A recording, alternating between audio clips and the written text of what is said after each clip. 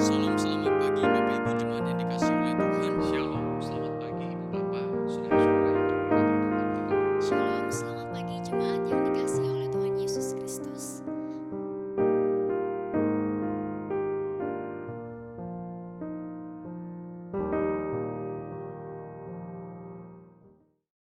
Shalom, selamat pagi Ibu Bapak, saudari-saudara yang diberkati Tuhan. Kita berjumpa lagi di pagi hari ini. Mari sebelum kita membaca dan merenungkan firman Tuhan, kita meminta pertolongan Tuhan melalui doa. Ya Tuhan, kami bersyukur untuk kebaikan-Mu bagi kami yang melimpah-limpah. Ya Tuhan, saat ini kami akan membaca dan merenungkan firman-Mu meski dengan singkat. Tolonglah kami Bapa dapat mengerti dan kemudian menghidupi firman Tuhan sepanjang hari yang Tuhan percayakan. Dalam nama Yesus kami berdoa, amin. Saudaraku, mari kita membuka kitab dari Ayub pasalnya yang ke-30, ayatnya yang ke-20 sampai 24. Ini pembacaan sangat menarik. Ayub pasal 30 ayat 20 sampai dengan 24. Saya akan bacakan buat kita semua. Aku berseru minta tolong kepadamu tetapi engkau tidak menjawab. Aku berdiri menanti tetapi engkau tidak menghiraukan aku. Engkau menjadi kejam terhadap aku. Engkau memusuhi aku dengan kekuatan tanganmu. Engkau mengangkat aku ke atas angin, melayangkan aku dan menghancurkan aku di dalam angin ribut. Ya, aku tahu. Engkau membawa aku kepada maut, ke tempat segala yang hidup dihimpunkan. Sesungguhnya masakan orang tidak akan mengulurkan tangannya kepada orang yang rebah, jikalau ia dalam kecelakaan tidak ada penolongnya. Saudaraku yang diberkati Tuhan, kitab Ayub salah satu kitab yang menarik. Dan salah satu topik yang bergema di sana adalah tentang kekecewaan. Nah, judul perenungan kita pagi hari ini saya sebut dengan Allah yang mengecewakan. Pakai tanda tanya gitu ya. Nah, kekecewaan kepada Allah saudara-saudara itu biasanya hadir atau datang ketika kita telah melakukan banyak hal. Kita sudah melayani Tuhan, kita rajin berdoa, kita bersaat teduh, kita beribadah, kita ikut kegiatan kemanusiaan, kita berusaha hidup benar. Namun ada banyak sekali masalah yang menyerang kita dan tanpa ampun menyerbu kita. Sehingga kemudian serangan masalah yang bertubi-tubi itu menghancurkan kita. Dan seolah-olah tidak ada jalan keluar. Pada saat itulah saudara-saudara, kita akan berkata dan kita akan mengungkit hal yang kita lakukan kepada Tuhan. Kita mungkin akan berkata kepada Tuhan, Tuhan kan saya sudah berbuat ini. Tuhan kan saya sudah berbuat itu. Kok masih ada banyak masalah sih Tuhan? Sudah itu masalah-masalah ini betul-betul menghancurkan saya Tuhan. Nah saudara ini berkati Tuhan, mungkin banyak dari kita yang pernah atau yang sedang atau yang akan menghadapi atau mengalami masalah ini.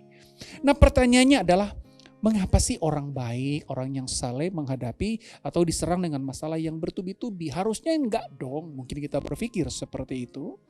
Harusnya enggak dong, kan mereka orang-orang yang saleh dan takut Tuhan. Nah saudara, mengapa?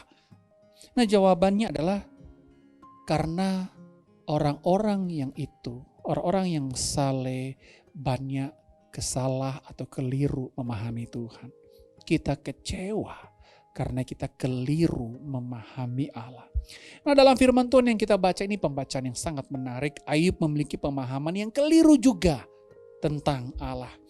Dia berpikir bahwa orang baik, orang saleh harusnya hidupnya aman-aman saja. Tetapi saudara-saudara, ternyata Ayub tertimpa banyak masalah. Masalah itu besar sekali, istrinya meninggalkan dia, anak-anaknya mati dan hartanya ludes habis. Sehingga Ayub berdoa kepada Allah dan ironinya Allah tidak menjawab. Dalam keadaan yang seperti ini kemudian Ayub berkata kepada Tuhan, Engkau kejam terhadap aku, Engkau memusuhi aku, Engkau mengangkat aku ke atas angin, melayangkan aku dan menghancurkan aku di dalam angin ribut. Ayub bilang, Tuhan Engkau kejam. Engkau memusuhi aku. Saya menyimpulkan bahwa Ayub kecewa kepada Tuhan. Nah apa yang membuat Ayub kecewa kepada Tuhan saudara-saudara? Bagi Ayub dia kecewa karena menurut Ayub Allah tidak mendengar doa dan permohonannya di tengah pergumulan yang berat yang sementara dia hadapi. Tapi saudara-saudara, yang menarik adalah di dalam kitab Ayub, khususnya pasal 38. Setelah Allah diam tidak berbicara kepada Ayub, kemudian Allah datang dalam badai yang begitu dahsyat sekali. Kemudian Allah berbicara kepada Ayub. Nah, ketika Allah berbicara kepada Ayub, apakah Allah menjelaskan kepada Ayub alasan mengapa Allah membiarkan dia bergumul? Apakah Allah meminta maaf kepada Ayub? Apakah Allah memberikan penghiburan kepada Ayub? Tidak, saudara-saudara. Malah Allah menyodorkan bertubi-tubi pertanyaan kepada Ayub. Kurang lebih saya hitung ada 55 pertanyaan yang tidak mampu dijawab oleh Ayub. Nah, saudara-saudara, pertanyaan-pertanyaan itu menghujan tepat di jantung Ayub. Allah memberikan pertanyaan yang tidak mampu dijawab Ayub. Mengapa Allah memberikan pertanyaan itu? Karena Allah ingin menyadarkan Ayub bahwa Ayub keliru memahami Allah. Allah itu tidak sesederhana yang Ayub atau yang kita pikirkan. Allah terlalu sulit dan sangat sulit untuk kita pahami secara detail. Saudara, setelah Allah berbicara kepada Ayub, Ayub tidak berkutik dan Ayub malu. Kemudian Ayub membuka mulutnya dalam pasal 42 ayat 3. Ayub berkata, tanpa pengertian aku telah bercerita tentang hal-hal yang sangat ajaib bagiku dan yang tidak ku ketahui. Ayub menyadari dia tidak mengetahui. Dia tidak punya pengertian. Saudara, kekecewaan kepada Allah muncul karena kita keliru memahami Allah dan rencananya. Yang harus kita pahami, saudara-saudara, adalah apapun yang terjadi dalam hidup kita, Allah tetaplah Raja yang berdaulat atas hidup kita. Ketika Allah mengizinkan banyak masalah dan pergumulan menimpa kita tanpa ampun, selalu ada rencana indah yang tak mampu kita lihat dan pahami, tetapi layak untuk kita imani. Karena itu, saudara-saudara, mari kita terus mempercayakan hidup kita kepada Allah dan kepada rencananya yang indah. Ketika kesulitan-kesulitan hidup mengaburkan mata kita untuk melihat Allah, Allah sebenarnya tetap menggenggam tangan kita. Masalahnya itu bukan pada Allah, tetapi pada iman kita. Apakah kita tetap mau percaya kepadanya atau kita malah meninggalkannya? Kiranya Tuhan menolong kita. Amin. Mari kita berdoa. Tuhan, berikan kami hati yang terus percaya bahwa Engkau selalu beserta kami, bersama kami meski kami tidak mampu melihat, meraba dan mendengar. Namun kami mau percaya bahwa tangan-Mu terus memegang kami.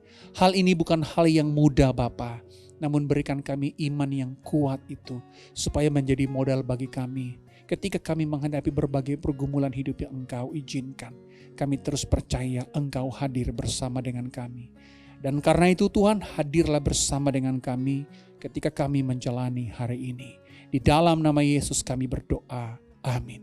Selamat menjalani hari ini, saudara-saudara. Kiranya Tuhan memberkati kita. Amin.